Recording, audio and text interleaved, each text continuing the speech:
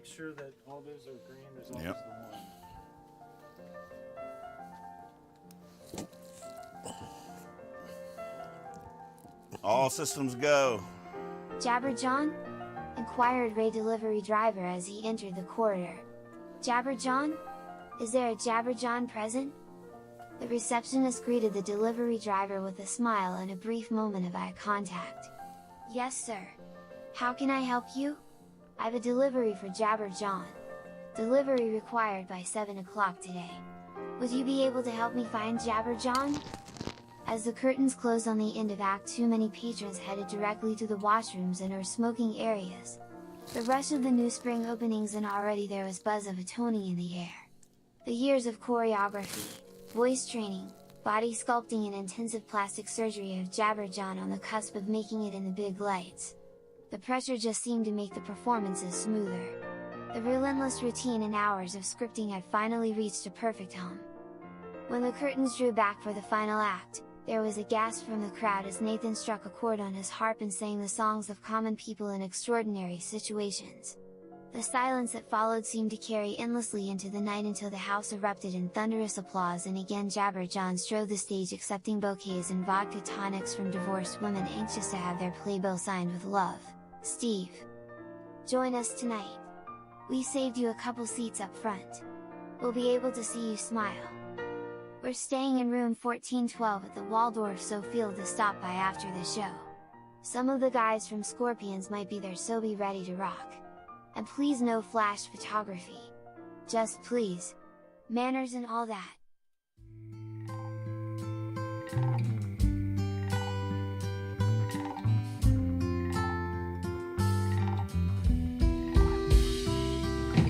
Three little frogs sitting on a log.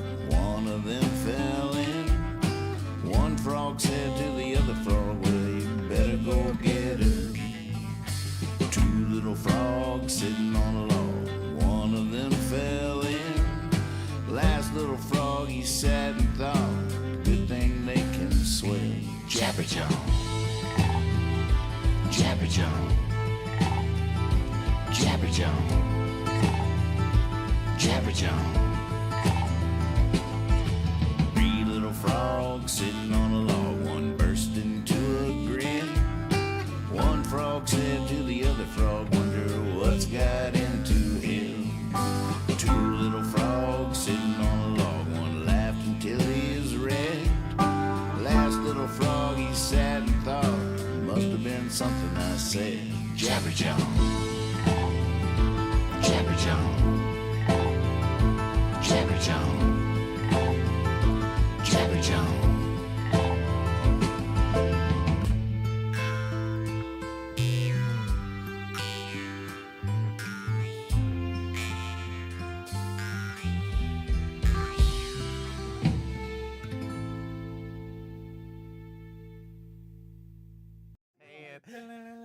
The camera comes over, all like, huh? There we go. Oh, he got it. There we go. The diggaroo. That's the other thing, right? What'd you call it? Diggaroo? What is that? Welcome to the show. Hey, welcome to Jabber Jawn. I'm Nathan Moore. This is Kyle Hogg, Steve Moore. We are here at your service. Welcome to the show wherever you're watching, Twitch, Facebook, YouTube. We see your chats here in the Discord server, so feel free to bring up to chime in as we move along through our conversation, whatever it's going to be. We have no agenda. We have no set outline. I don't know. You might have an agenda. I've always had an agenda. Yeah. I lose it right often, but I have had That's the it. good news. I've had it, yeah. Yeah, the agenda is very boring. Yeah, and it's changed very, very greatly in the last few years. The agendas? Yes. Yeah. Now, does teaching teach you to have an agenda? You think that affects your outer life? Yes, but there's no doubt about it. There's a lot of things about teaching that are not natural to me, Right. like having an agenda. And sticking with it. And showing up at 8 o'clock when you say you're gonna, sometimes I'd rather sleep in, but Right. you learn to when that bell rings, you got to be there. So, yeah, there was a lot of things I had that weren't natural to me. Well, standing up in front of people and talking was not. I was very shy, and I still am. But It's like the most people's greatest fear yeah, before death. It's public speaking. isn't that interesting? It is interesting. You're shy, you think? You think you're shy? I think I am shy in a lot of situations when if I don't know the people or I'm in a uncomfortable place in terms of my culture or whatever. Like, yeah, sometimes you just don't. You feel like if you say anything, they're going to know how stupid you are, and then keep your mouth shut. We're probably a little similar in that regard because. At the same time, anybody that saw you teach would think that you were in your element. No, that's what I thought. Well, and I am. commanding attention and authority, like all very commanding presence. Yeah, I always thought the way I did that was I always taught to about 4 kids in the front of the room, and I was talking to them, and it's just like when we have a lesson with you guys. I'm just looking you in the eye. But if I had an audience of people and they're out there and I can't make eye contact, that's a different ball game. But I can pretend that I can pick somebody out and talk to. But that's the trick I would use. Right. I was not I didn't think I was in front of that many people because I mentally didn't put myself there. So that was my way of pretending I could speak in public. No, Go ahead. would you rather talk to a classroom or like a ball team? The ball team was usually less organized and probably easier. Well, the thing with the classroom was after a week or so, you know them all. And once you know everybody, it is like talking to your friends. And that's the way I would talk. And the baseball team was very similar. You'd just be talking to the guys. And so. I'm sure you have once you get to know them too, you have different individuals become different metrics for different things. Like one student is like how you gauge your sense of humor, like because he gets my jokes. If he's not laughing, or she might be really good at understanding certain concept, like how well you're teaching the concept. Like, well, if they don't get it, then no one else is getting it, or something. Different metrics. Oh, definitely. I feel like I was, as a performer, was equal in my element and completely a mess. Like, most people watching me would never think I was nervous, but Right. I was. I don't think I had a solid bowel movement on the day of a show in my life. It's one of the reasons I had to quit performing. I feel like it was ruining my insides. Oh my goodness, isn't that interesting? But it's just there, and but I feel like I'm equal. I don't know what the two words are, but whatever they are, I'm equal versions of both. But that technique I was saying sounds like when I would watch you live, I felt like you were doing the same thing. You were talking to people. You weren't addressing an audience. Right. You were you'd be like you were talking to us or something. Mm-hmm. Do you have to do any presentations at your job or anything like that? Thank goodness, no, man. We have a new kid at work now. I'm getting her to do my phone calls for me. So Oh yeah. well, that's all. Nayeli, that's our newest viewer, Nayeli Hernandez. Well, welcome to the show, Glad Nayeli. Yeah, That's fun name. Hope you stick around. yeah. I see Saul in the chat. Good to see you, sir. Saul, I'll see you in the morning. So in the morning, so last week was the soft opening for Marinos and their breakfast, and Saul and his wife Christiana picked you up, and y'all all went to Marinos together. We had breakfast together, It was a wonderful morning, and we're trying to do it tomorrow morning. That's great. And to tell Sol, I don't believe Heather can come tomorrow morning. She has an appointment, so just pick me up at 8:15. 8:15. We're doing it tomorrow. So, you know, Marino's is a legendary, for those just tuning in, Marino's is a legendary institution here in Stanton. It was family owned for over 100 years. And for the last 40 years was home to what all the local musicians, or a lot of local musicians, referred to as church. Was Tuesday nights at Marino's, where people would gather and share songs and play music into the night, and it was just legend. And unfortunately, a couple of years ago, the Marino's family decided that there was no one in the next generation that wanted to carry the torch on, so they sold it, and it was a sad moment. But eventually a true believer, Victor Meyer, bought the place, knowing full well the history that it entailed, and rebirthed it. But then the pandemic hit. They had hard times and ended up having to close down again, which was very sad. But it is now reopened again under new management. It's and so we're all sort of watching from the wings with our fingers crossed and wishing them the best, and look forward to playing music in Marino's again. I'm definitely looking forward to that.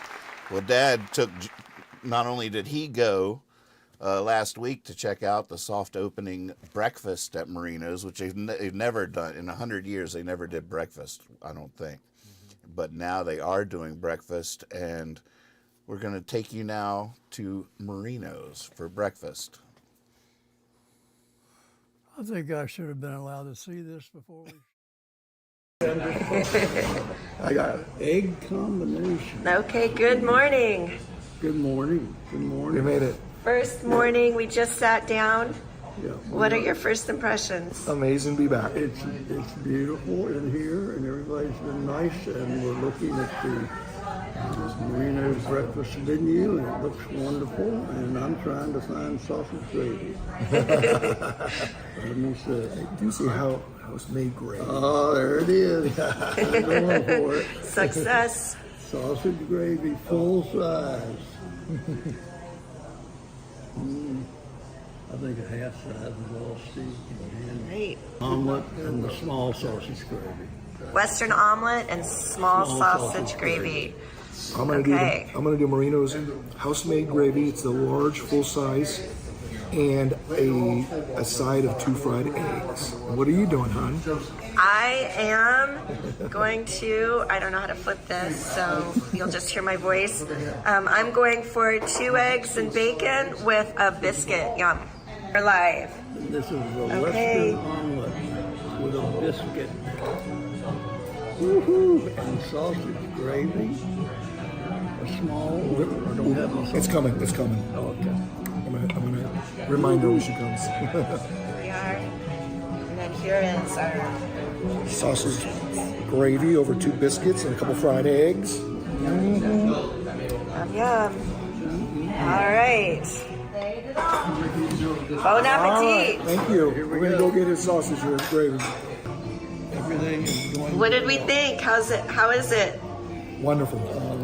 Sausage gravy got an egg attached, Hey. which will allow us to come back. Yep. The Western omelet is good, but it had too many jalapenos. Fill in the jalapenos. There wasn't just little 5 pieces you had. There was like 25 pieces of jalapeno. I've got about 6 months worth of jalapenos still left. I don't think I've eaten that many jalapenos in a year.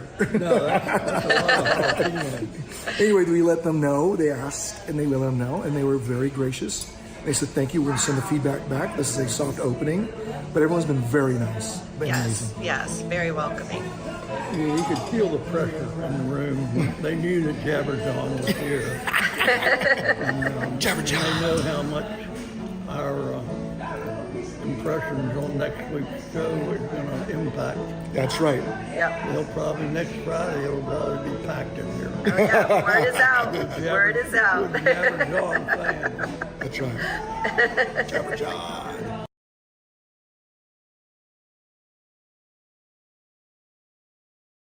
I should not have been talking Boy, about that looked delicious. It really did. Yeah. Everything was good. Now, did you eat there in the old marinas? Did you have a favorite food there? I would just, The burger. yeah, the burger. The and burger was fries. famous. They still have the burgers there, or Yeah, something? They could make a hamburger there. Well, I always had a cheeseburger with mustard and onions.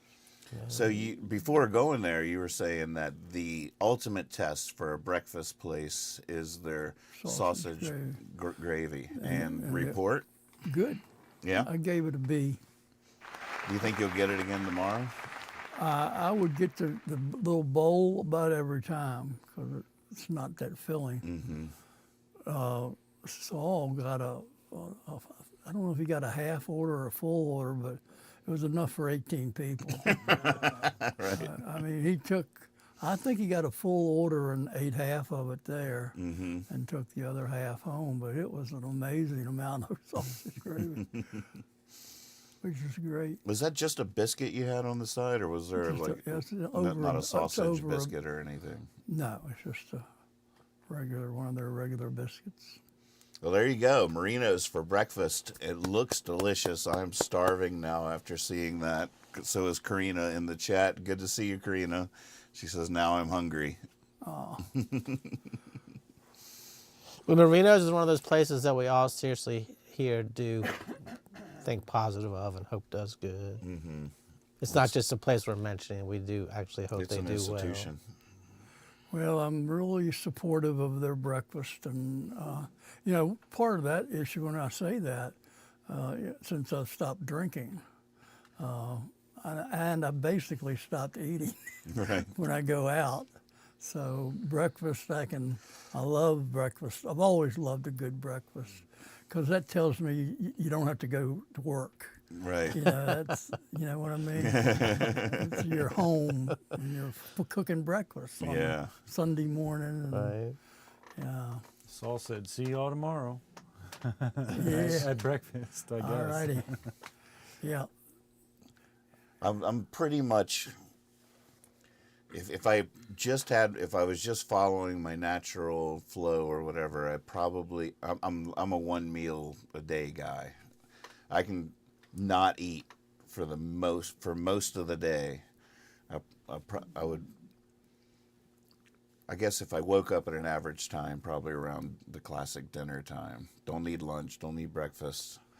So for me, every now and again, we have to do a breakfast for dinner meal just because I miss the cuisine so much. I love breakfast food, but I'm only eat one meal a day, so every now and again we have to make a concerted effort to have.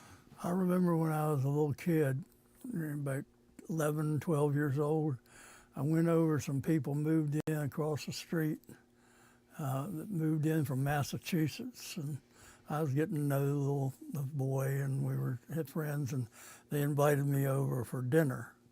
And I went over for dinner one night, and they had breakfast. They had pancakes and eggs. I just was amazed. I was like another world. Like you do that? That's allowed? I mean, that's not legal, is it? And it was so good, but I could see that. It was like, oh wow, pancakes at 6 o'clock in the evening. This is a great concept. The whole thing. Yeah, we did it last week. We had a breakfast for dinner night, and it'd been so long since I'd made or had French toast, and I just what have I been doing with my life? Yeah, that's a good point. Oh my goodness! I was thinking about French toast. So easy, so delicious. Gosh, it's the only toast. I mean, I just don't even know what I've been thinking for all these years, just letting that fall by the wayside. I can't stop thinking about it now. I just want to go make some French toast right now. I'm so hungry right now. I know. We're killing ourselves. What should we talk about next? Fried chicken? Still got that candy? I had to actually get that fried chicken with the leg hanging on it. Let's don't go there. We don't want deformed chickens. I had a question. There was a food question I've been wanting to ask for a week or two. All right. I want you to elaborate at your with the best of your experience with what do we mean these days when they talk about a smash burger? Smash burger. Well, like I say, I apologize to Joe because I made smash burgers here at home that were amazing. So when we went camping, I decided I was going to make smash burgers for everybody, and it was a pretty big fail in my book. But it's basically just what it sounds like. You take the hamburger and you smash it in the pan. But I think what I learned camping was I was using too much meat. And so when I smashed it, it still wasn't getting thin enough, because a really good smash burger has these crunchy bits to it that are just unbelievable.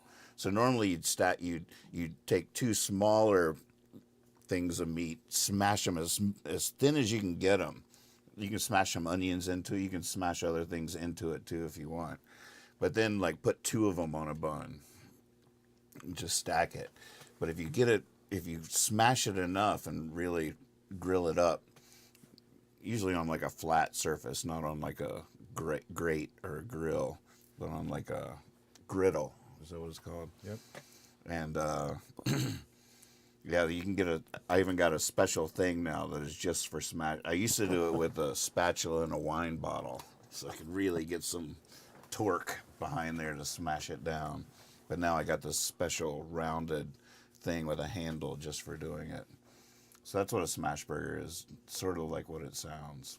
But I really think the appeal is that it gets these crunchy bits. Have you had smash burgers? I've never had one. No. You haven't been to Remedy? That's what they make. Oh, I have been to Remedy, but I didn't know they were called smash burgers. I think, in my opinion, Wendy's has been making smash burgers my entire life. I feel like that's what it's like. Every good smash burger that I had, Remedy included, reminded me of Wendy's. Wow. Wow. That's a great compliment to Wendy's, isn't it? That it's very thin. You know. Well, a lot of them are very thin. That's because they're cheap. Right. Yeah, Wendy's. What I think of Wendy's is their twist was that it was a square burger. Right. Am I right about that? But those edges would get frayed and stuff, and it was thin, and you'd get those little crunchy bits and stuff, and it was kind of a smash burger. I even think they had something that they put on top that pressed it down while it did its thing. A wine bottle, I think. No, but is Smash Burgers, that's the name of a chain, right? Or did they sort of bring that popularity, or is it? I don't know about that. Okay. I would believe it, but I'm not sure. Probably social media. Clutch says, I've got a French toast tip. Condensed milk as a topping? As a topping. Wow. Coming from Clutch, we better try that. We better Because you recommend, if anybody else recommended that, I would roll my eyes. No, what is it he and- puts and on it? Keep walking. What does he put on it? Condensed milk. as a topping. But not, when I first saw condensed milk, I thought you were saying to use that instead of milk for the dip for the French toast, but that is not what he's saying at all. Wow. How about on your cereal? Condensed Ooh, milk. That's a little much. I got cereal. It's been a long time since I bought a box of cereal. I haven't really done it, and I didn't get like the fun stuff like Fruity Pebbles or anything like that. It's got Raisin Bran, but I'm pretty psyched. Cereal is very addictive. I don't know. I'm saying I'm like you. I might buy it once a year, but then I'll eat it like till the box is gone. Like I just like, oh my god, this is so good. It's so good. Then it's gone. You just forget about it for 11 months, and you like move on. They're like, oh, that's right, cereal. And you eat it 5 days in a row. Yeah, I like bringing the box in with me and freshen it up. It's that milk to cereal ratio. Get down to the bottom. Just keep on pouring some cereal in as long as there's enough milk in there to coat it. My ex-wife, they lived like an hour from the nearest grocery store. So her father would get up in the morning and go get groceries and come back. And her two brothers would like get up early in the morning and wait for him to bring the cereal back.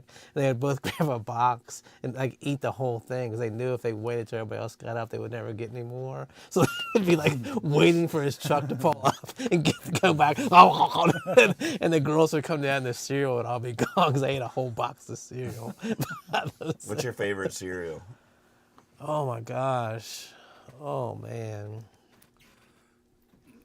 You know, I love Captain Crunch.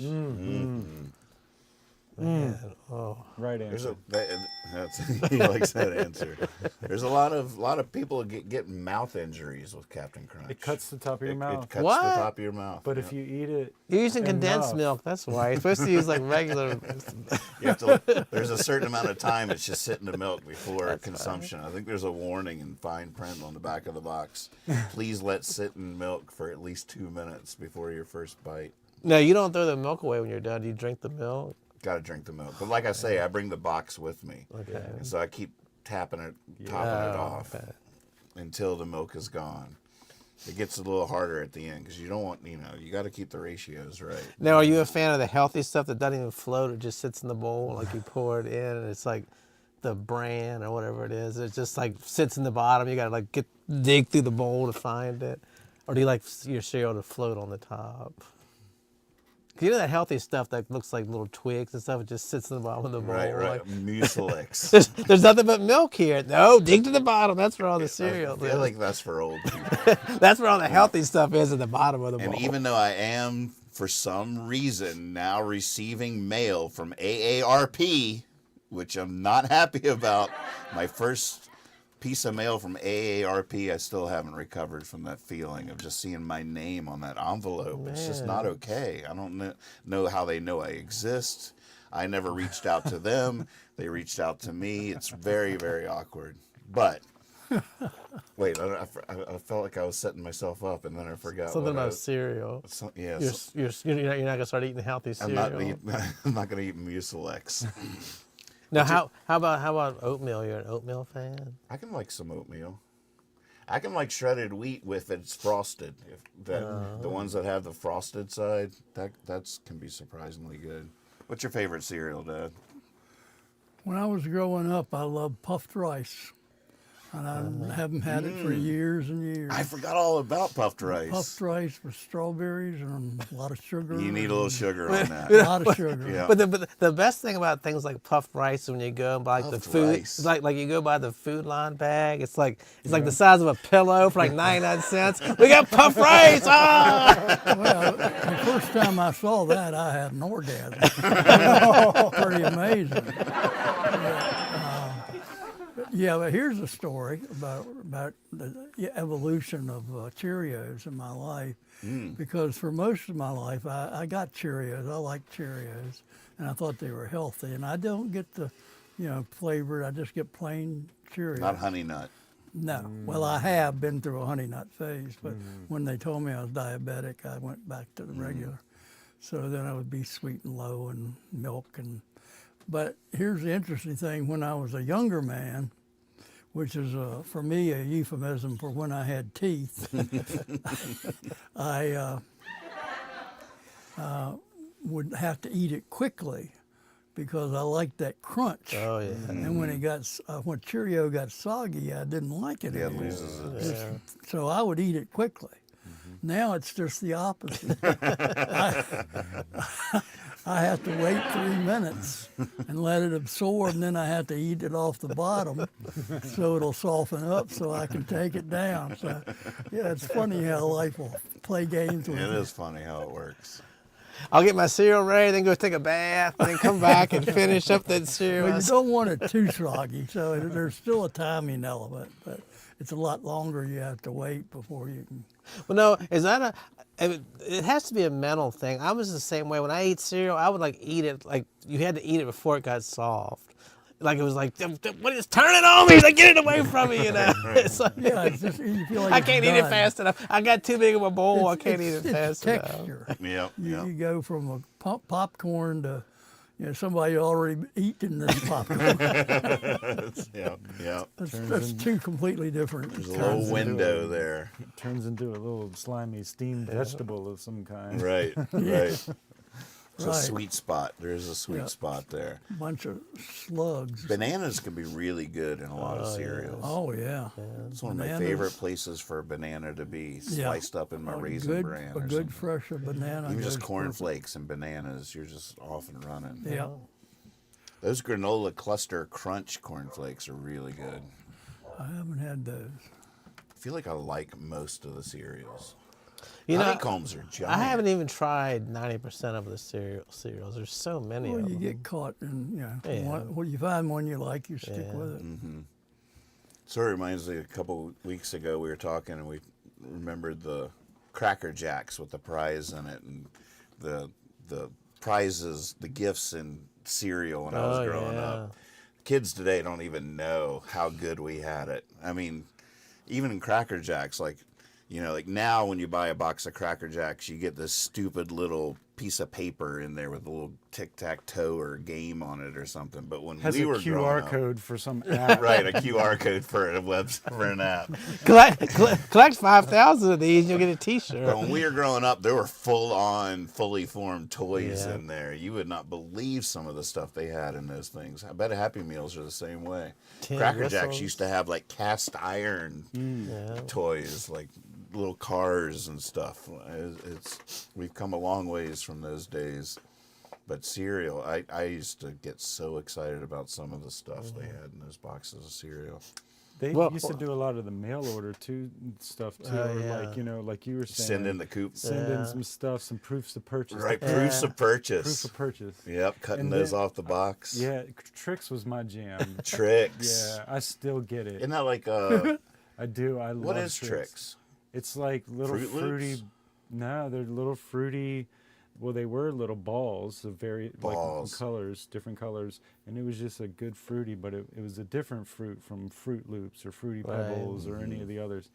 It was all about the Tricks for me. Now they're like shaped like little fruits, but it's still like the same. Now in that a way. when did you had Tricks when you were young? I have a box of Tricks in my cabinet right now. Silly rabbit. I know that, but when did you start with? I think you. Oh yeah, You've had them your whole life. Long time, but I sent in some proofs of purchase one time, and they sent me the Tricks Rabbit Magic kit. Oh my And it goodness. was like 4 or 5 little magic tricks, but they used to go all in on those. All things, in, man, yeah.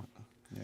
Yeah, this is the whole thing. I've still got a Rice Krispie bowl that I sent in and got the bowl, and it's so old that it's split, so you can't hold any liquids in it. But I still put like pretzels or potato chips or something in it. Like nobody ever used that for anything liquid; it'll be all over you, That was like we felt so old and mature then too, because Mom would have their Montgomery Ward or Sears catalog and save up their money to buy things, or we were saving proofs of purchases from the back of cereal boxes, but we'd have a little catalog. I feel like somewhere there was the options of stuff that you could buy with so many different proofs of purchases.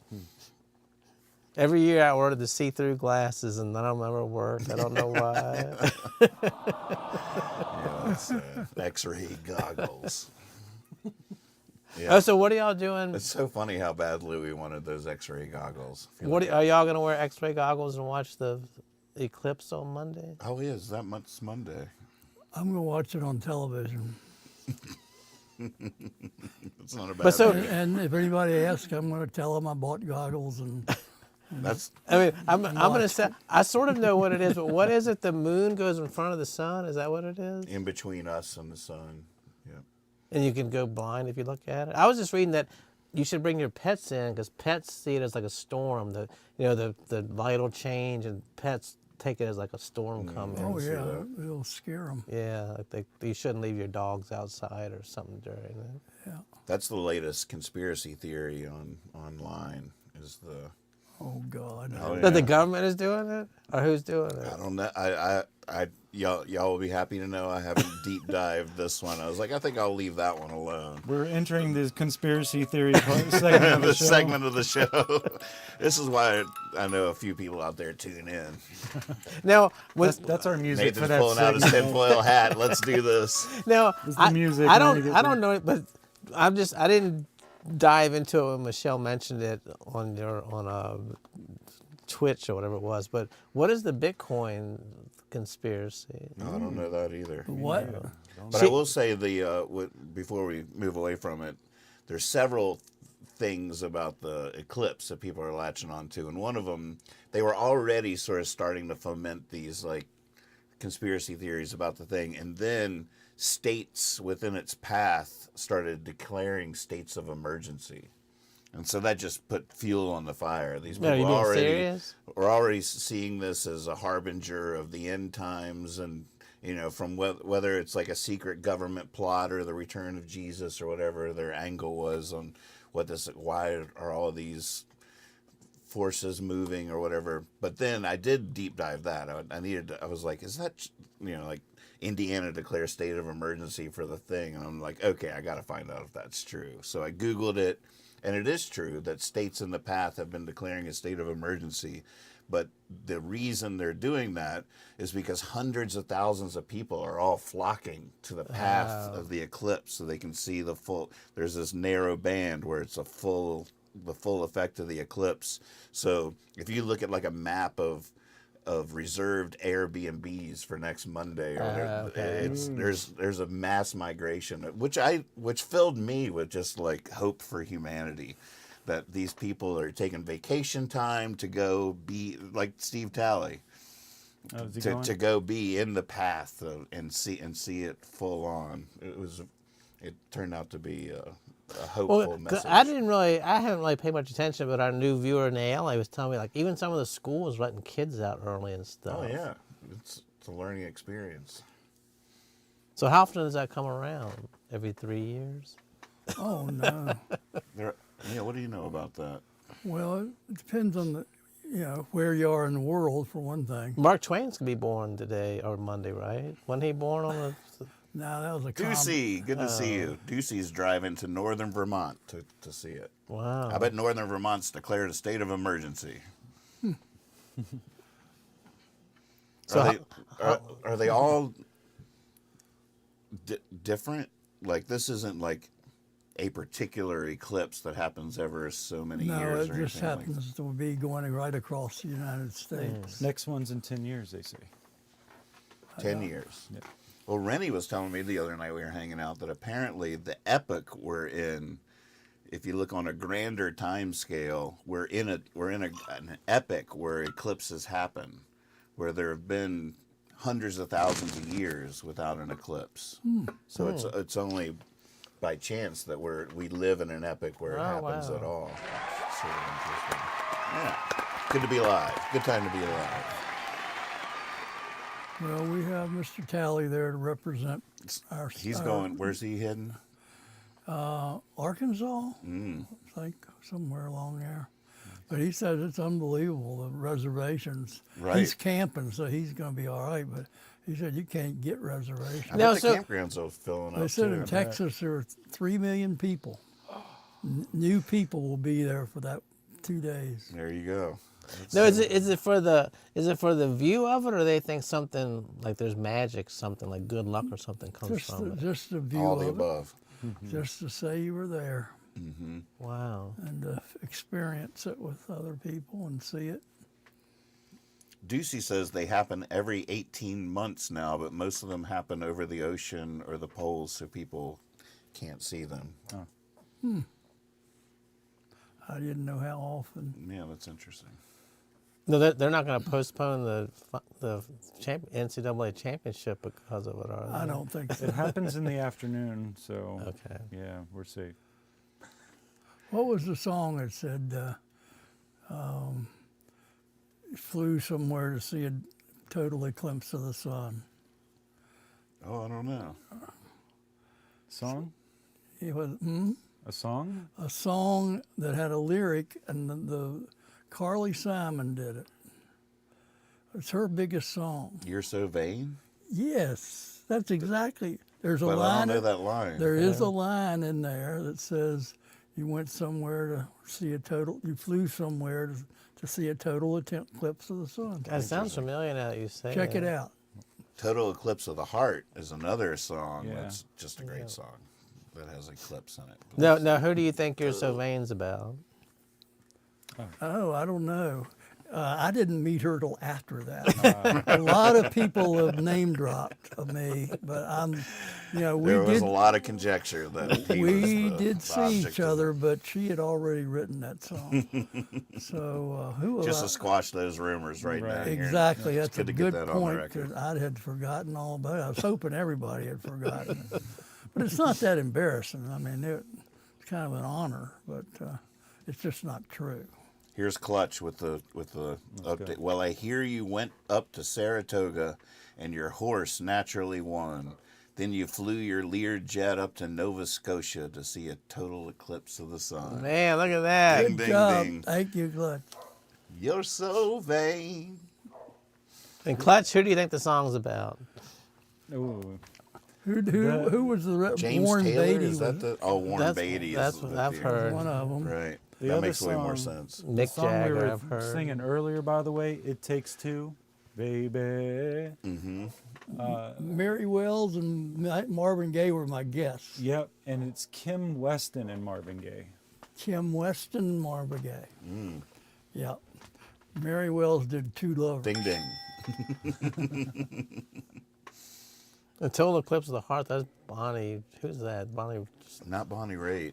Bonnie Tyler or something like that? Yeah, I think Bonnie Tyler sounds right. That song will get periodically. I'll have that song stuck in my head for a few days. Once that earworm gets in there, it's a hard song to shake. But boy, I think I had the lyrics wrong forever. I think I still naturally have them wrong.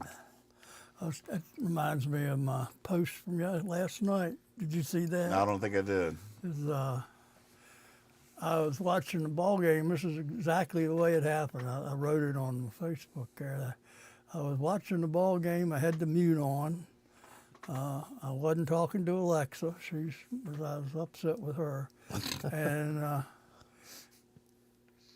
all of a sudden, I just heard this voice, and it was me, but it wasn't really me, but the voice said, ooh, ooh, ah, Ting tang. bang, ting, tang. Ting tang. Walla walla bang bang. Now that's not what I said. That's what I said after I looked it up on Google because I couldn't remember how to spell it. Oh, you Googled it? Yeah. Well, after I said it, because I knew where it came from. It was Right. The witch, the witch doctor. So I Googled it and to get the spelling for ooh ee ooh ah, and I didn't know it was ting tang. I would have said something else. But Bing bang or well, and bing bang was what I would have said at the end instead of bang bang. So, at any rate, I said, that's really weird to be inside my head like that and for that to pop out.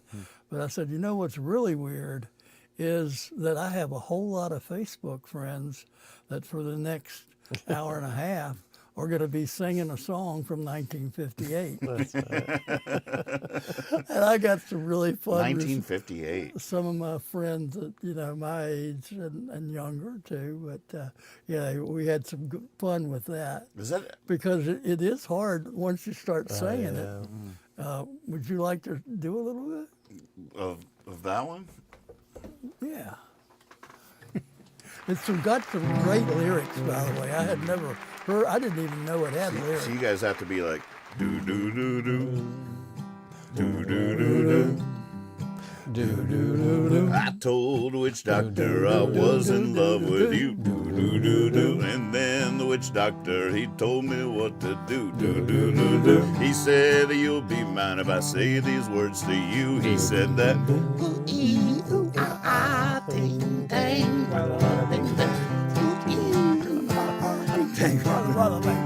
Makes you feel good, don't it? Just makes you feel good to say that. Just like you were a miser, and I admit I wasn't very smart. So I set out to find myself a guy that's so much wiser. He told me a way to win your heart. Ooh ee ooh ah ah ding dang walla walla bing bang. Ooh ee ooh ah ah ding dang walla walla bing. Everybody go up. Ooh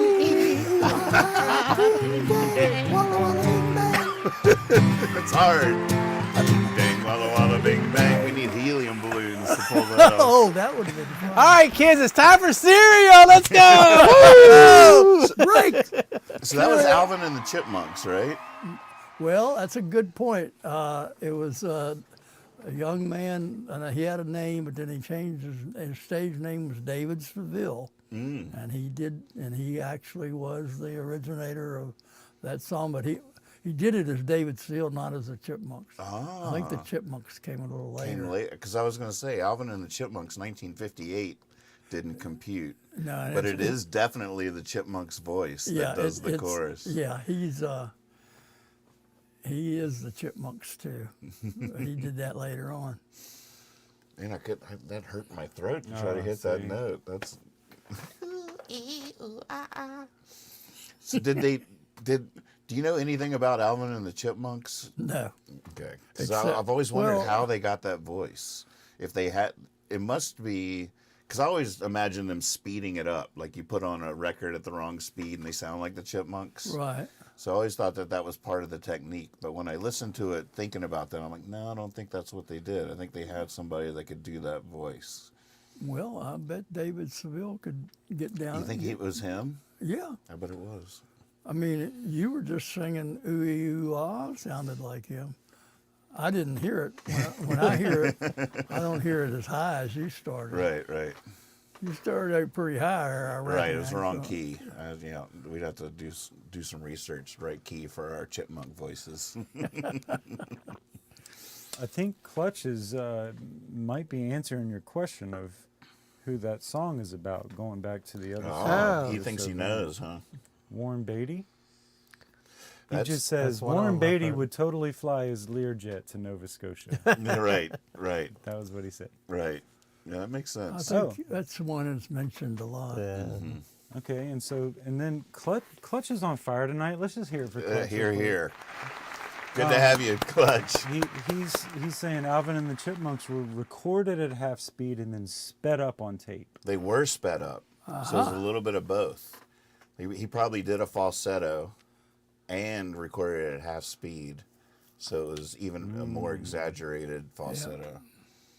It makes sense. That works. It does work. Wasn't it Mary Weston and Marvin Gaye? They just sped up to think do the so, Chipmunks. yeah. Well, did you bring us a lesson this week? I just gave it. Wait, what was it? It was talking about breakfast at Marino's, and then I was going to talk about how your voice has to change. No, I was going to. No, I'm just kidding. I didn't. I forgot to do a lesson. That's all right. Actually, I watched the show from last week, and I thought I talked too much. So What? I don't think you ever talk too much. yeah, I overwhelmed it at the first, and then I slowed down later on. But and I want to apologize to everybody for playing with my hand all night. I mean, when I'm at home, nobody's noticing, but it really irritated me. I was just unwrapping it because of. But then I Looks went like to. you got a way better setup. Oh, well, I this went to time. CVS and got some bread. The old tape was old tape. And Right. It doesn't stick, so it was peeling off. But this new tape will last. Yeah, it looks good. I put that on last week. Doing good. So, sorry, I was playing with myself in No front worries. of the camera. It's embarrassing. You shouldn't be playing with yourself with. Bean says you never talk too much, Mr. Moore. Oh, that's very sweet. Thank you, dear. And Bean turns off the camera and does something else. Enough of him. I'll say something nice, then move on. Yeah, what do you want to talk about next? Gosh, what do I want to talk about? What's on your mind? Gosh, usually I have all kinds of stuff. I really don't have anything on my mind. I was going to ask you something, but now I can't remember what it was. Turn the camera somewhere else, please. Yeah, let's come back to him when he's. It was funny when he asked you about the lesson, and you started trying to say something, and you stopped a couple of times. I was thinking, how many times did you hear that when you asked somebody like, "Where's your homework?" Or where like they start trying to tell a lie, and they just like that's what it reminded me of. Like, well, and then. Well, I really didn't do it. You're trying to like buy some time, come up with a reason. Did you ever have a kid claim their dog ate their homework? I don't remember that. I might have. I mean, I've had things like the dog shit on the paper, but I don't think he ever ate the homework. The modernized version. No, I wasn't really a hard ass about homework and stuff. I got my grades. Yeah, you know, there's a lot of people, you know, when you talk about being a good teacher, one thing that I was really good at that I don't get any credit for, maybe I shouldn't, but what I was really good at was evaluation, because I'm very analytical. And I like statistics, you know, I love doing my baseball cards and all that. And so I love keeping data, but I also hated to tell someone they didn't know something based on my opinion. So I had to have data. So I gave quizzes all the time. And it's hard to give quizzes, because when you give a quiz, you have to grade it. And then you have to give it back, and then you have to go over it. And all that takes time. But I wanted to know if those kids were paying attention the day before, and if they weren't, I wanted to know the names of the ones that weren't. And it was a mutual thing. They knew. So I knew when they were failing my class, and they did too. And I never had one kid come and said I tried to, you know, that they deserved something. I just never had that, because I had that data. All I had to do was open up the grade book, and I had numbers running forever. You know, I had each quiz grade, and then the test grade, and right there it is. You can just see it. And that's the only way I could not feel guilty about giving a child a grade. I had to know. And the next thing you say to them is, this doesn't mean you're stupid. This means that you haven't learned it all yet. And you might need to come back and see me for another year, which would be great, wouldn't it? No, I didn't say that. But, you know, I would, you know, try to convince them that it's not about how intelligent you are. I'm evaluating you on, do you know this material? Period. That's it. And, you know, some courses don't lend themselves to that. You have to interpret with English and things. But with my course, it was perfect for that, because it's an analytic course anyway. But I was very good at grading. I never had talked about that before in public. It was definitely a good class you taught for that kind of data gathering. Exactly. It was like And I was English teacher with essays and stuff would be a little harder to quantify. Yes, you're exactly right. But they'd have their own way of judging quality too. Right. But your point is, and that's true, it's more subjective. That's my whole observation was I was trying to be objective. I didn't want to be subjective. I didn't want to be the one deciding whether you knew it or not. Right. Because I really believed, you know, my job was for you to get ready to understand chemistry and to be able to survive it in college. And if you got a D, I'd say you're not. I can't guarantee that's going to happen in college. It could, you know, but what invariably would happen, though, that if a kid was if he tried and failed, if he came back, he usually got a C the next year. I don't remember anybody failing twice. And not many of them took it twice. Right. But the ones that wanted, you know, I said, if you wanted to be a doctor or a nurse or, you know, a pharmacist, there's so many jobs, you need to know this. So that was interesting. No, the teachers as a group, now this is be a totally hard question to answer, but the teachers as a whole do they consider like how much kids will remember after they grow up? Like, are you ever teaching and saying if they remember 10% of this, that's good, or they remember 20% of this? Or like a history teacher, do they say, goodbye, welcome to the real world, I hope you remember 5% of what I told you? I don't know how you would evaluate that, and each individual is different. Some people memorize it for the test and it's gone. Right. I was that guy. Yeah, well, a lot of us, I mean, I was too, if you weren't interested in it. But if you were interested in it and looked for all the relationships. I bet there's styles of teaching that could almost be measurable how long it's retained by the student, like ways of teaching that make it a more indelible lesson. Well, I think it's all about understanding, you know, as opposed to memorizing. We were talking about memory last time, and you know, it's one thing to memorize data. It's another thing to understand how things work, and you know, you can always look something up if you need to, but you can Google it now. But that might be a distinction between knowledge and wisdom too, is understanding. Definitely. Yeah, I think that's definitely true. Yeah. Now, did you ever teach like I forget what they're called, like elective or anything, where everybody in there really wanted to know that subject? The one just kids taking a class was like, I'm really interested in this, and I really want to know about it. Like, didn't they have like astrology mini classes and, you know, just different types of things? Yeah, we used to have, they did it one time, they did an experiment where in February we had a month-long class that was, but broke the, you know, you had a fall class and a spring class, or, you know, but then there was I can't remember the name of it, but you could teach a class that you liked and wanted, and the kids. You could pick the subject? I think you had a lot of flexibility. It had to be something you could sell, and it had to be something the kids wanted.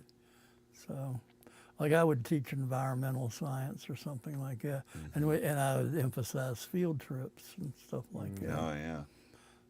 I often sponsored a science club, and we get a lot of things like that. So that's where you got a lot of interest. But it's always been, I mean, certain kids are going to love science, and certain kids are going to hate it, and 40% of that has to do with math. Yeah.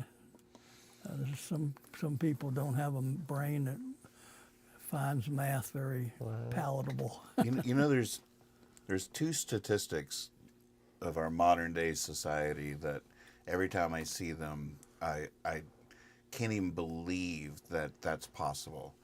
And one of them is the suicide rate of veterans, which hopefully is declining now, but for the last 10 years, it's just been so astronomical. I'm like, what on earth is even happening? But the other one is the literacy rate of kids coming out of our school system is just plummeting. It's I don't understand how a student could graduate and not be able to read.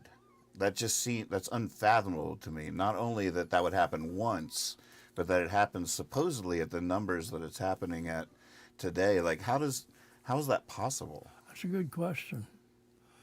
You know, you can't blame it all on AI. Right, that's right. Yeah, because these stats have been around for years. But yeah, definitely, I see what you're saying. Because don't even have to write anymore. You can even speak to text. Well, yeah, you can get somebody to write a report for you. Or, in the old days, you had to pay another kid. Right. But you're right. Like, whatever the problems are, AI is just going to exacerbate that situation for sure. But I just don't. I just, every time I see those statistics, I'm like, that can't be true. That just seems impossible. But apparently, what do you think is that school systems that we can't even imagine, like poor city stuff, or? I don't know. I don't have an answer. I haven't been in a classroom in 30 years. So right. It obviously has changed a little, because you're going back and I'm going back to another day Right. and another school, another way of teaching completely. It wouldn't have been possible with the No. school system I'm imagining. No, Like I just can't imagine that even being possible. no, I don't understand how, I don't get it any more than you do. Because they wouldn't be able to read a test. Like, Yeah, I mean, it, unless it comes up on the computer and it's all you have to do is go A, B, C, or D. right. There's a lot of that going on, but I don't think that's the explanation. It really is weird when you run into somebody that can't read. Like, I know people that just don't like to read and they're not the best readers in the world, but, you know, they can get through it and understand. But we used to hang out with a friend that his girlfriend ordered for him every single. He would get like to the restaurant, like pull his phone out and act like he was like looking, and I was all like, and this dude came and talked to us. You know, he's letting his girlfriend order all the food. Then we found out that was like his defense. He couldn't read at all, so he didn't even want to look at the But menu. he graduated from the school system? Yeah. And when I found that out, I was like, man, what a disability to be. I mean, to me, it's sort of like what you're saying. It seems almost unfathomable that you can be an adult and not be able to read. At least the basic things to order a hamburger. Well, yeah, you think about how much you're missing, Yeah. just from everyday things, but also from reading stories. And, you know, you're stuck inside your brain, and that's not always a fun place to be. Did you ever read any John Fante? How do you spell that? Fante. No. I read one of his books a long time ago, and I'd forgotten all about him, but I remember loving that book, so I just bought it. What's he write about? Is it fiction? He had his most famous book, I think, was called Ask the Dust. What was it? Ask the Dust. And he had a 4-book series featuring a character called Arturo Bandini. And he's sort of like in the Steinbeck, California, LA, 30s vibe. I've never heard He's of one him. of Bukowski's favorite authors. I think that's where I first discovered him, was from Bukowski poems. And then I got Wait Until Spring Bandini and read it years ago and remembered. I'd forgotten all about him. I was watching a movie the other night, and the character in the movie was reading a Fante book, and I was like, oh, I forgot all about that guy, and went immediately on my Kindle and bought Ask the Dust. So I'll have more on him later. After I get through the Count of Monte Cristo, holy moly.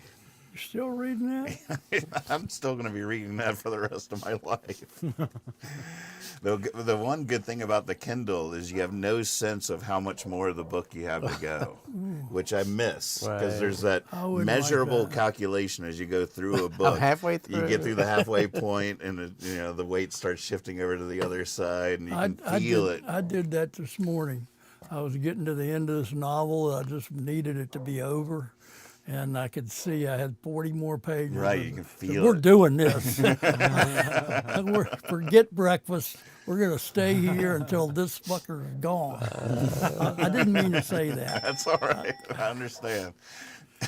That's just quoting myself. No, I meant sucker. That's what Well, I heard. I'm sure this is an old quote, but it's like there's a quote that's like, readers lead 1,000 lives. People that don't read lead one life. They just lead the life that they know, and readers are in these different worlds. That's a and, better way of saying what I was trying to say. but like with TV and stuff now, you can be Yeah, with AI, involved you in all don't have to kinds do of anything. stuff. Right, right.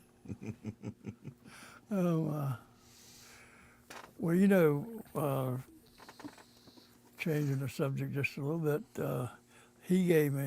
Kyle gave me a couple books last week, and I finished that novel this morning, and I picked up the one you gave me. So I started it, and I started to read this on one of Anthony Bourdain's old books. You ever have any run-ins with him? I used to love him as a television On the show? Yeah, I went on YouTube and watched one of his shows when he went to West Virginia. Oh wow! Fascinating show. Very well done, and it did a good job of portraying West Virginia in a better light than it usually gets portrayed. He did it. That was an excellent show. But he's a fascinating character. So he wrote Well, no, he It's about his travel. about him. It's where he goes to different places in the world, and the book is too. It's a cook's tour or whatever. Well, that's what I mean. The book. Yeah, the book. Did he write it or? Oh yes, I see. And he's a great writer. He writes the way I just talked, you know, but with a New York way of saying things. Right. He's funny and he doesn't miss anything. In this West Virginia show, he had a great discussion with several gentlemen about Trump and how he was basically saying, how can people that are poor and like someone like Trump, who's just he's never, as he said, he's never changed a tire in his life. Right. And how could you like someone like? And they did a good job. You know, they made it very educational. It was interesting. Well done. What'd they say? Ooh. Well, part of it is he says a lot of things that they want to hear. You know, obviously abortion, and he does all the religious stuff, but they're not saying he's religious. They're just saying it's good for for what we believe, but they're not saying that he. You know, that's always bothered me. So he is the most unchristian person in the world, and he would admit that. He's never pretended. I mean, he's held the Bible upside down. Right. You know, he's not really trying to, but he is trying to appeal to those people, and he knows what to say, and he's saying a lot of the right things. But I thought the feeling I got that was different from the people that they interviewed and the way they did it was, you know, first of all, we don't like people telling us what to do. And that's just a general thing about hill people, and that's just true. None of us like that. Right. And that was part of the Civil War, where we felt like. But I think even since the Civil War, it was about. Now I'm not saying that caused the Civil War. I don't want to go there. It was obviously about slavery, which was a beautiful thing about this show, by the way, that about half the people in there were black and half were white, and they were rooting for their football team. They were hugging each other. It was just beautiful. That you didn't hear any of that. That's called, you know, we've grown away from, that wouldn't have been true 50 years ago. Right. So it's really great to see. But I think the one thing they were saying was that he doesn't take any crap, but what they hate more than anything, they see what Trump is. What they hate are politicians. Right. And they hate what Washington does is ram stuff down your throat. And these are coal miners, and they're affected by everything the federal government does, because it's always going to be trying to take, a lot of these things are trying to take care of the environment. Right. Well, you're talking about my livelihood. So it's very serious business for them.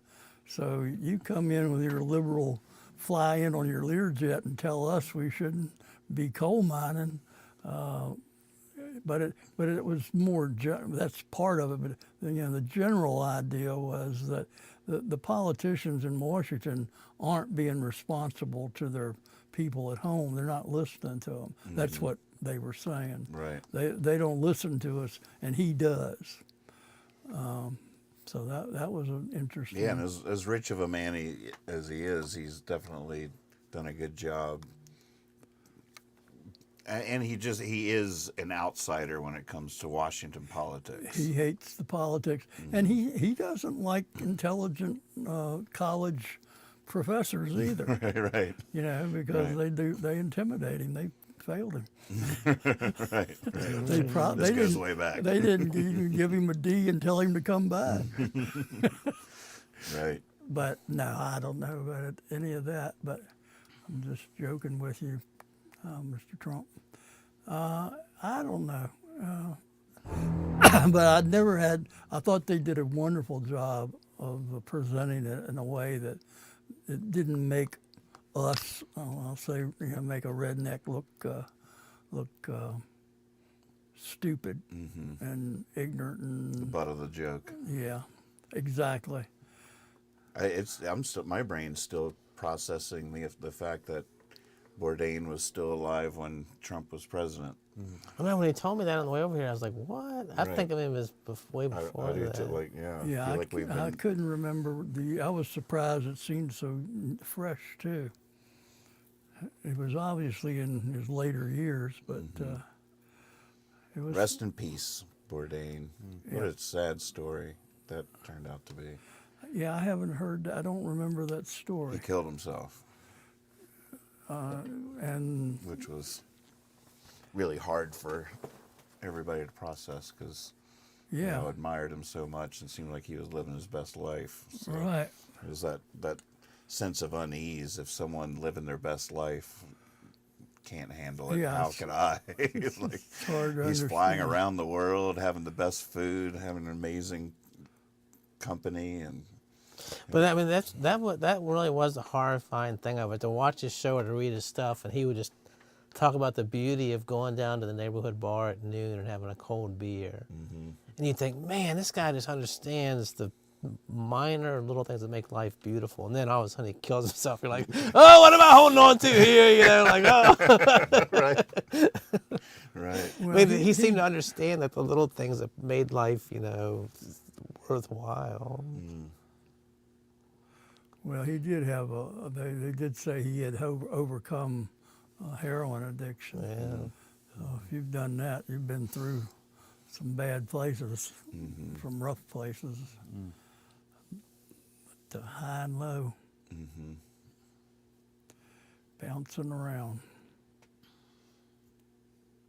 But then again, you just think about, man, to become a star like that, the pressure on you, like just, all right, now we're going to go to this place. Now we're going to do this. You got to be fresh and happy with these people you never met before. You got to laugh with the Icelandic people. Now we're going to Thailand. You got to eat this, You know, just, oh my God, let me just rest for like 6 months or something.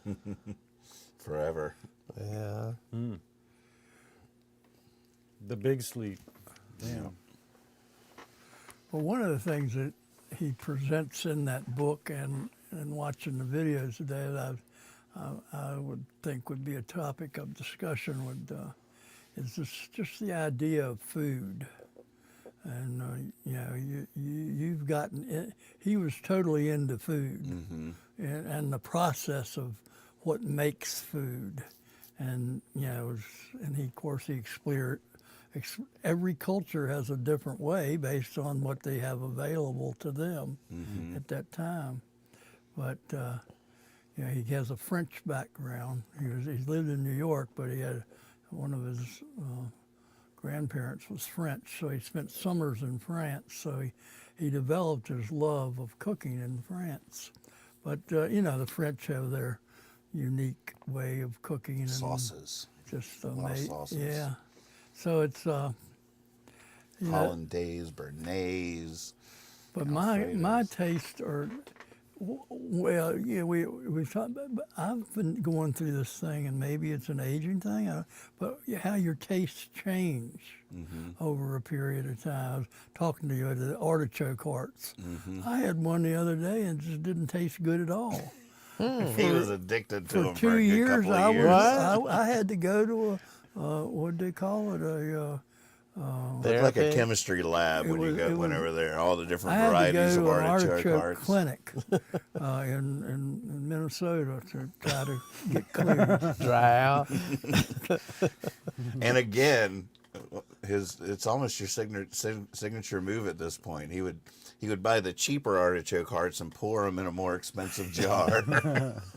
Of course, there was still juice in the jar from the more expensive ones. I was buying what I could, but I was studying the art of making the right juice. So I was using the yellow container. I can't remember the name of the brand. That's the expensive one. But I would use it, but I would try to recreate it. Yeah. So. Right. Get it all together, and then just put a little bit of Ensure in there to make sure everything. Yeah. If you see chocolate artichokes in the store, it's right here. I sent that in. Going back to an earlier part of the conversation, just because I see a question here in the chat. Josh Sprouse, welcome to the show. He asks, does repetition help retention? doing multiple quizzes before a test, does it help the long-term retention of the information? Definitely. The more often they do something, Steph Curry shoots 1 million shots a year. I mean, it's repetition, because that's how your brain imprints things. There's no doubt the more you run into it, the more likely you are to remember it. Yeah. I'm not sure what this technique would be called, but I remember even my Spanish teacher having me stand in front of the class, and I don't even know how he or she knew that I did it like this, but he would gave me a list of words and had me tell the class how I remembered each of these, and I could always come up with a sentence. It's like a little story that would even if it didn't have anything to do with the word, like I would take the English word and the Spanish word, and then I would come up with a phonetic use of, I can't even think of an example, but I could, just little tricks I'd have for being able to remember it. I guess I still do that with any numbers I have to remember or something. I'll come up with some little story that's usually a sentence long. Yeah, well, people say that's what you should do with your grocery list. You can make a little story that. Or the first letter of each thing you need is a. Or I was attacked by a potato chip. Right. That's a giant potato chip. It's funny because the first, from that 6th grade class, the first example that I did think of an example, but it was dirty, so I didn't say it out loud.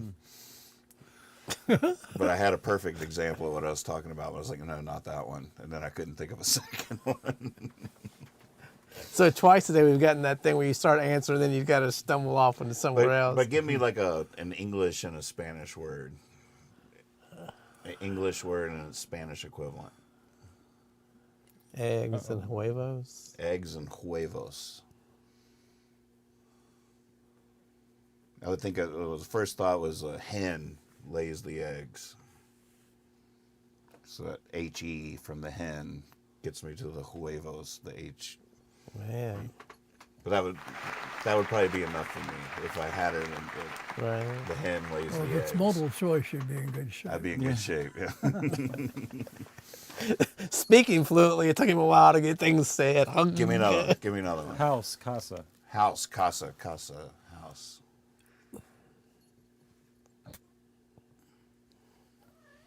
Mi casa, su casa. I know that's you the can first thing I remember thought that. of too. But because that's what you know. Yeah, it's such a But that wouldn't be an example of what I'm talking about. Beach, playa. Mi huevos. Beach, playa. I like to play on the beach. Basketball, baloncesto. Good grief, where you Harlem coming from? Globetrotters. I'm balancing the basketball on the tip of my finger. Do you teach Spanish at JMU? I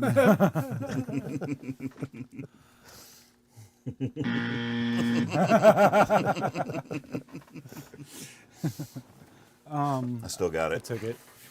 Those are good examples. Casa's still tough. If you don't know the expression, which might be hard. Right. I don't know. I'll definitely do mi casa, su casa. I was just proud of myself for knowing what huevos was. Ice cream, helado. Helado? How do you spell that? Helado. Wow. Helado. Now, what's the Mexican meal? Ranchos huevos? What is it called? With the eggs on it? He eats a lotto ice cream. Boom. So I'll do it. Very Sign up today for my free kit. Sign up today to learn from an autistic person.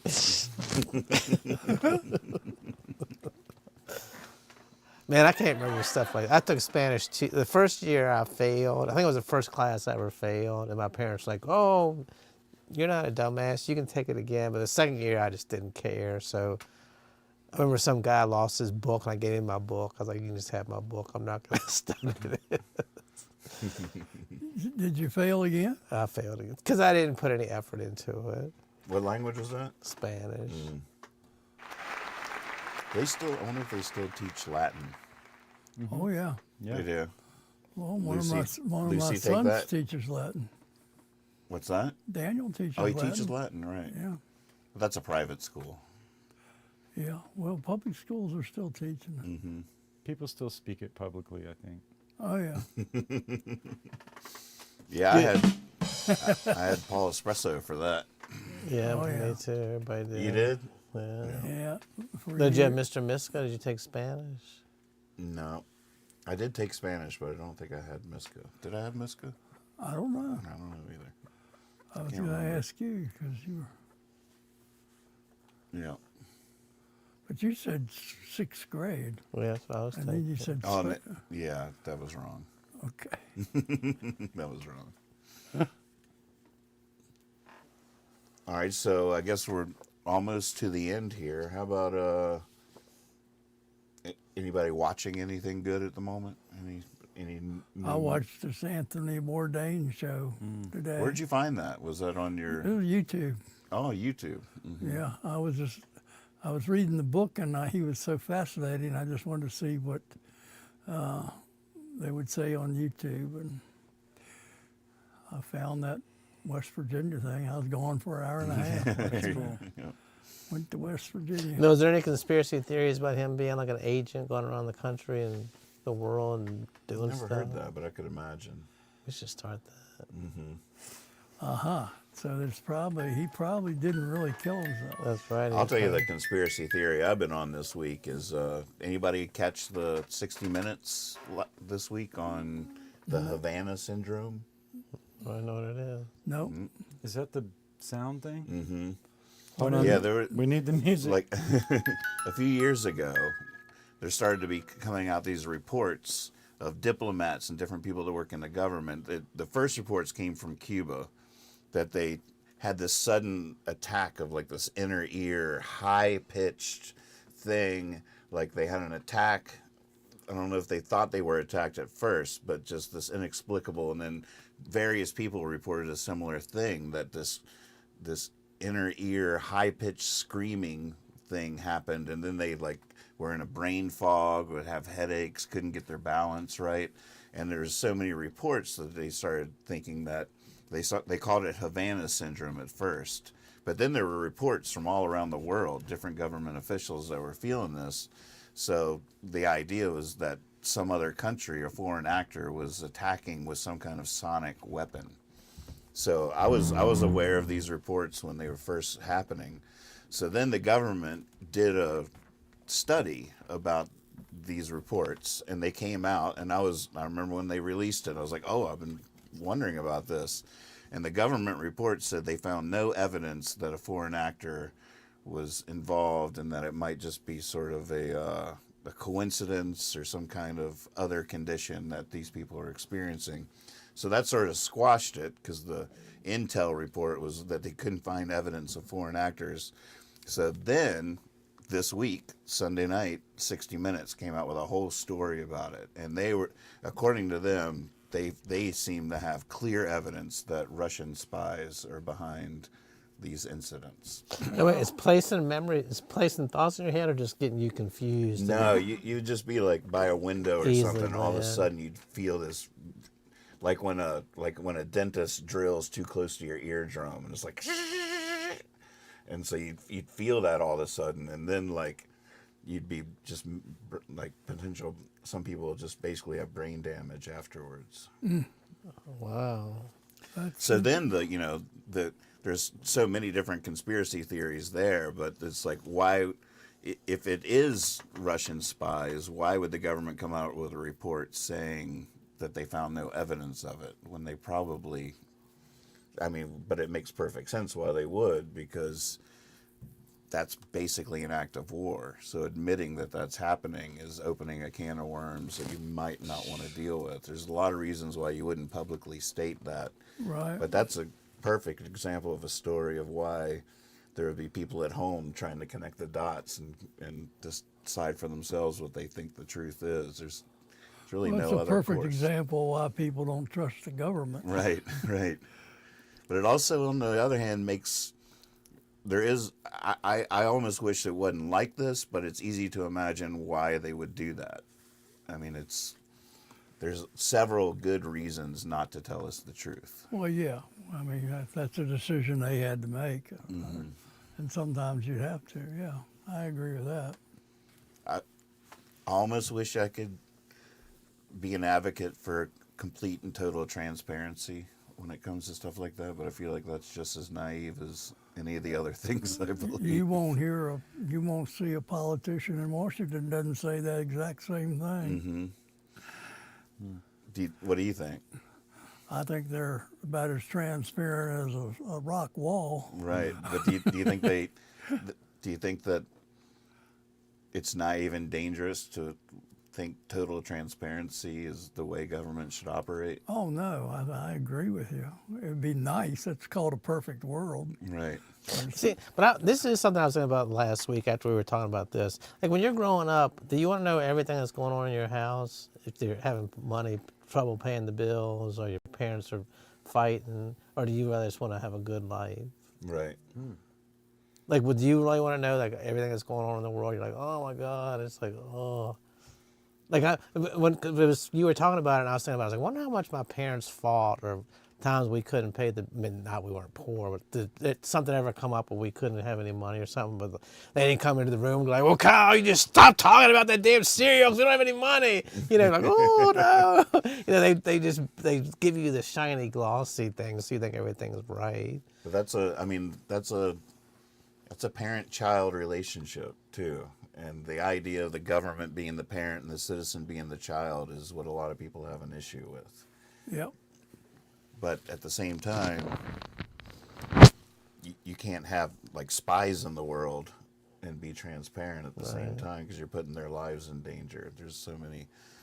But then again, if we had total transparency, we just wouldn't have spies, and maybe that would be okay. Maybe we'd realize, like, well, maybe all that spying we didn't make the world a better place. And maybe if we had to live in... Part of that's impossible is to get the whole world to agree to be transparent. Right. Because if you're transparent and they're not, they have an advantage. Right. So that's the game we're playing. You know, this is just my personal opinion, but this is the way I see it. And I think people like Trump because he seems so transparent. He'll just run his mouth and say whatever. But to me, he's running his mouth, but he's not saying a bit of truth. Like, it's like you're hearing what you want to hear, and yeah. But then if you dug down into it, like, he just sat down and told me right to my face, and then you're like, he leaves, you're like, well, good grief, nothing he told me was true. That's, you know? I mean, that's one of the enigmatic aspects about that character is that there's never been someone in my life that lied more and was a more honest politician. Like there's something to both of those statements. Right. Not one word coming out of his mouth is true, but he's being honest. There's a difference between the truth and honesty. Oh, here we go. I just set up the song. He made the song happen. I wonder why we're talking about that guy. Do I have to do that song now? Or? You don't have to, but I think I'd like to hear it. It's a good song. I feel like I might have done that one recently. I've been writing again. Maybe I'll play y'all a new one. Just be honest with us. Come on. I would like to announce we've broken new ground over here. Oh, you and Percy? Yep. Oh. Yeah, he's in his birthday. He's in his He Christmas. finds out I can rub his ear in that place nobody else He had no idea you could do that. You didn't think I had any talent at all, did you?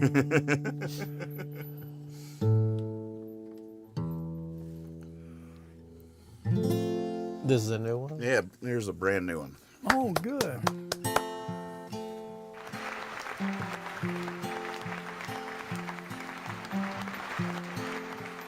It's a good dog petting Maybe I'll song. try this. All right. Hippie, welcome to the show.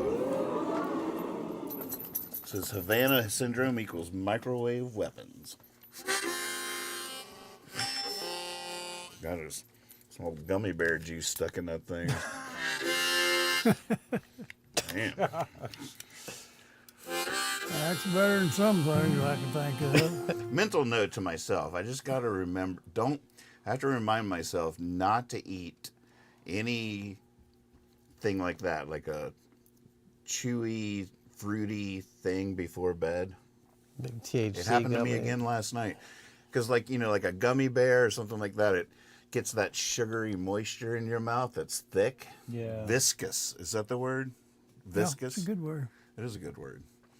And then I'm lying there reading my bed, and then it, like, collects in my throat. Then I have to wake my wife up coughing. And it's always... Because the honeybees are filling your mouth. Last night, Mom gave me this delicious bag of taffy. Ooh, from her trip to Florida. With some good taffy. But I got to eat that like... If it's an hour before bed, I'm cut off. Crackers, anything like that. But chocolate, that's fine. But a fruit chew gets me every time. Sugary gelatin coating. Sugary gelatin thing, yeah. You get the feeling like you wake up and start eating and eat till you die, till you go to sleep. He only eats once a day. he Yeah, told no, us. that's the thing. Yeah, I I should. thought you only ate once a day. Well, but it's all day. That's the reason I have to wait so long, is because once I open the door, it's open. And if I just woke up and started eating, I would do exactly what you described. But the way I do it is not healthy. I just can't change my ways, because once I do start eating, now we're doing this, and I can snack and nibble on stuff the rest of the way. No, it's till I taffy. go You to can bed. take one and move on, or do you put the bag back, then you got to go get another one? And... I haven't. I leave the taffy in this little pantry closet up here, and I go in and grab one or two, and then walk away. I don't take the bag with me, because it's dangerous. Very disciplined young man. I know you're impressed.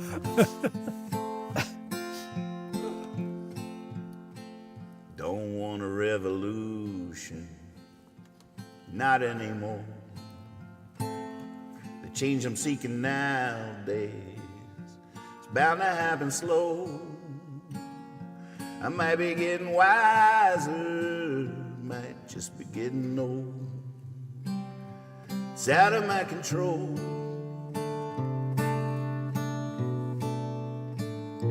Sitting in my body, looking at the ducks. There might be something going on. I might be out of luck. The sun is burning bright. I'm sitting in the cold. It's out of my control.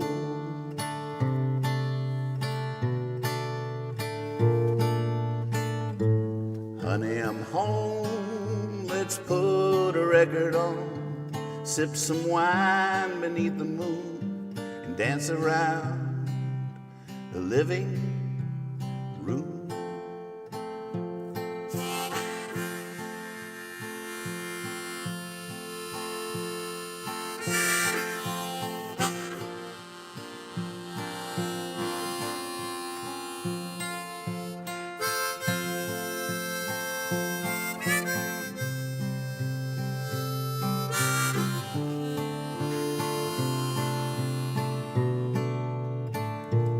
Kissing through the door screen, tightening our belts.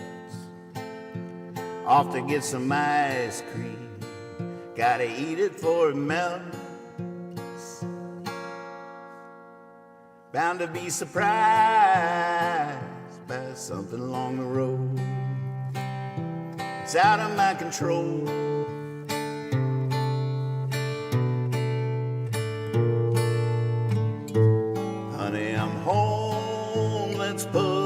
Record on, sip some wine beneath the moon, and dance around the living room.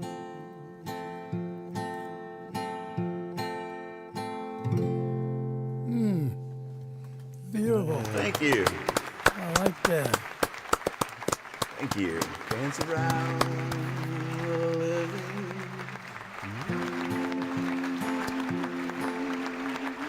Thank you all so much. We'll see you next time. You've all been inducted into the Havana Club now, and that song's stuck in your head.